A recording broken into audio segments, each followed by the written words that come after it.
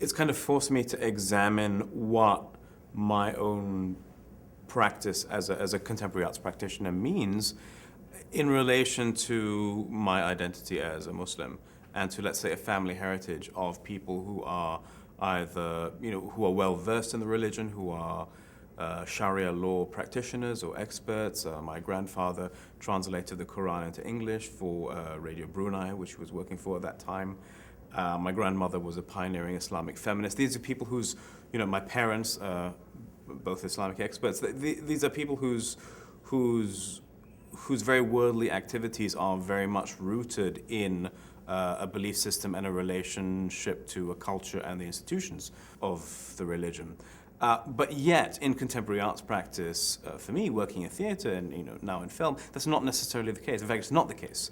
So for me, it's making me re-examine, let's say, how I go about making my art in a realm that is not apparently religious, while still continuing on my own spiritual journey and trying to find the things that I want to find as a person and as a Muslim who may not be outwardly necessarily very religious, but there's definitely things that I want in the terms of my relationship with both the physical world and with a higher level of transcendence.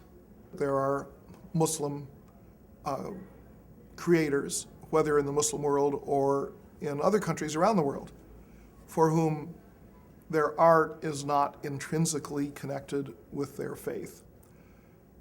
Some of them would even question whether they should be included in a event based on arts of the Muslim world.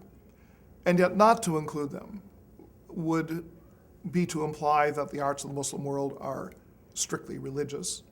And we wanted to be able to show that the Muslim world contains a broad spectrum from people whose work is deeply religious and even traditional in inspiration to those who are at the current wavefront of artistic work, whether it is in rap music or in fusion jazz or any kind of art that you would find in the non-Muslim world as well.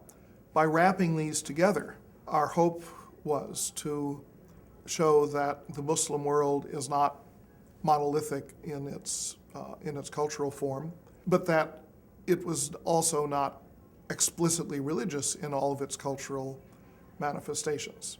So it was important for the organizers to bring everything together, even if for some of the participants, they may raise a question as to whether they should be included in something that deals with arts of the Muslim world. To understand that Muslims are practicing art in unique ways that relates to their religion, is often influenced by their Islamic faith, but is also influencing Islam, is also influencing how people who experience their art think about their religion. And this is a very important dimension. There is in the West now a great hunger to understand the us and them, the Huntington clash of civilization cliche that we have heard time and again. And to me, it's very simple. It's the difference between the experience and the telling of it. It's just like Islam. Islam is not a religion. Islam is a way of life. And the religion is the story of the faith. It is not the faith. That is the crux of the difference as I see it. That when you live in a culture and experience its norms and the way its society functions, it is somehow not able to be translated into media sensationalism. It's filled with intangibles. And those intangibles are best accessed through art. Hence, my personal belief that art and culture is the universal language that we should approach for world peace, so that we can explain to people the life of the soul, which is universal. To make available such a wide array of artistic voices, artistic perspective, not just music, but plays, poetry, and so on.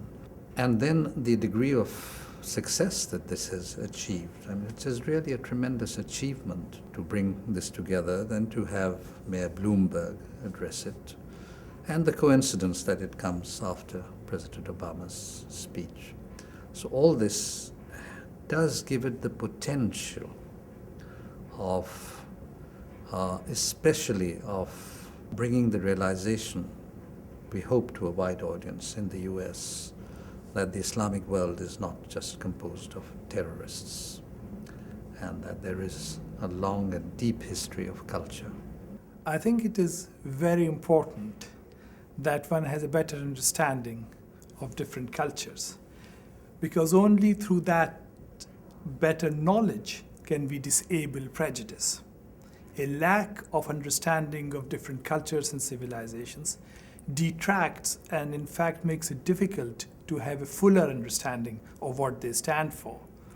In today's world, for instance, if one talks of Oxford or Cambridge or Harvard or Princeton or Yale, it has a particular resonance. Therefore, if something happens in these centers of learning, this is far greater than the immediate problem that might have existed there. But you would not have the same resonance if one were to talk of Timbuktu or Samarkand or Bukhara, which were major centers of learning in the Islamic world. Now you can have other examples, whether you're talking of Florence or Venice in terms of culture, and on the other hand, if you are looking at Fez or of Isfahan, or you are looking at many of these great cities in medieval times in the Islamic world, which were people in those areas, they are not just small cities, but they are a statement for something far greater than what we might think of them today. And I think a greater cultural awareness of what these symbols, in a sense, stand for would make for culturally sensitive policies, and policies which people would be able to have an ownership in.